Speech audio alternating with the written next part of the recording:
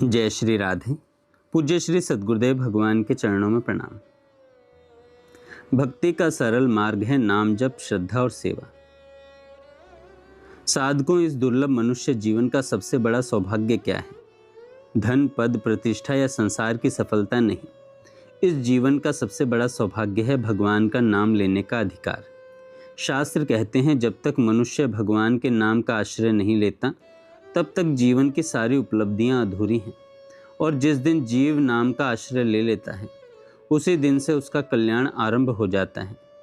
आज संसार में लोग तीर्थों की यात्रा करते हैं, जगन्नाथपुरी जाते हैं, गंगा सागर जाते हैं, वृंदावन आते हैं, लेकिन केवल तीर्थ पर जाना ही पर्याप्त नहीं।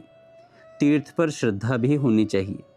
यदि भगवान जगन्नाथ के धाम में जाएं तो वहाँ के महाप्रसाद का कभी तिरस्कार नहीं करना चाहिए। यदि एकादशी का व्रत हो तो अन्न न लें, किंतु भगवान का प्रसाद श्रद्धा से अवश्य ग्रहण करें। प्रसाद भगवान की कृपा है, उसका सम्मान ही भक्ति है। इसी प्रकार तीर्थ का जल भी केवल जल नहीं होता, वह भगवान की कृपा का प्रतीक है। उसका आदर करें, उसका अपमान न करें, उसे व्यर्थ न बहाएं। कई लोग पूछते हैं कि यात्रा में नियम कैसे निभाएं? यदि स्नान की सुविधा न मिले तो क्या नाम जप छोड़ दें? उत्तर है, कभी नहीं। यात्रा में परिस्थितियां बदल सकती हैं, लेकिन भगवान का नाम कभी नहीं छूटना चाहिए। यदि स्नान संभव न हो तो मानसिक जप करें, हाथ मुंह धोकर स्मरण करें। परिस्थितियां बदल सकती हैं पर नाम का संबंध कभी नहीं टूटना चाहिए। आज एक और बड़ी समस्या है, लोग अनेक साधनाओं में भटक जाते हैं। कोई नई साधना, कोई नया योग, कोई नई विधि। लेकिन संत कहते हैं, यदि भगवान की भक्ति का मार्ग मिल गया है तो उसी में दृढ़ रहो। नाम जप, भगवान की कथा, भक्तों का चरित्र और प्रभु की सेवा, यही सबसे सरल और सबसे सुरक्षित मार्ग है। भक्ति में स्थिरता चाहिए। बार बार मार्ग बदलने से मन स्थिर नहीं होता। नाम जप केवल माला फेरने का नाम नहीं है। नाम जप का अर्थ है भगवान को पुकारना। जब तक आंखों में संसार है तब तक जप साधना है। जिस दिन आंखों में भगवान के लिए आंसू आ जाएं, उसी दिन नाम जप साध्य बन जाता है। इसलिए नाम जप करते रहिए। यदि संख्या बढ़ा सकते हैं तो बढ़ाइए, और यदि अकेले हों तो भगवान का नाम गाकर सुनाइए। जब मन से नाम निकलेगा तो एक दिन आंखों से प्रेम के आंसू भी निकलेंगे। यही भक्ति की सबसे बड़ी कमाई है। कई लोग पूछते हैं, क्या केवल नाम लेखन से भगवान मिल सकते हैं? यदि श्रद्धा, पवित्रता और निरंतरता हो तो नाम लेखन भी महान साधना है। लेकिन नाम लिखते समय संसार की बातें नहीं, न बातचीत, न इधर उधर का ध्यान। उस समय केवल भगवान और उनका नाम। साथ ही भक्तों का चरित्र भी सुनिए, क्योंकि नाम से शक्ति मिलती है और भक्तों के चरित्र से भाव मिलता है।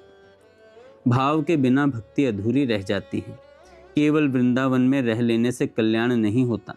यदि वृंदावन में रहकर भी निंदा, ईर्ष्या, क्रोध और दूसरों को दुख देना जारी है तो धाम का पूरा लाभ नहीं मिलेगा। भगवान उसी को अपने धाम में टिकाते हैं जो सबको सुख देता है, सेवा करता है और विनम्र रहता है। इसलिए भक्ति का अर्थ केवल नाम जप नहीं, भक्ति का अर्थ है किसी को दुख न देना, सबके प्रति प्रेम रखना, सेवा का भाव रखना। यही सच्ची साधना है।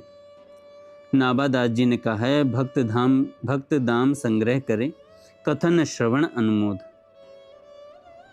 भक्त दाम संग्रह करे, कथन श्रवण अनुमोद।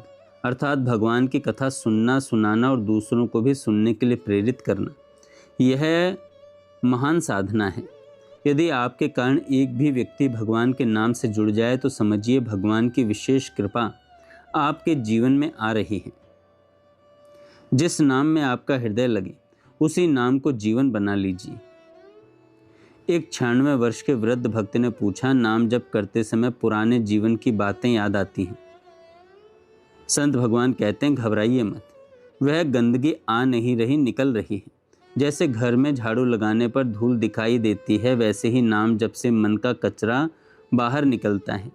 इसलिए नाम जप बंद मत कीजिए, और यदि मन अधिक भटके तो ताली बजाकर संकीर्तन कीजिए।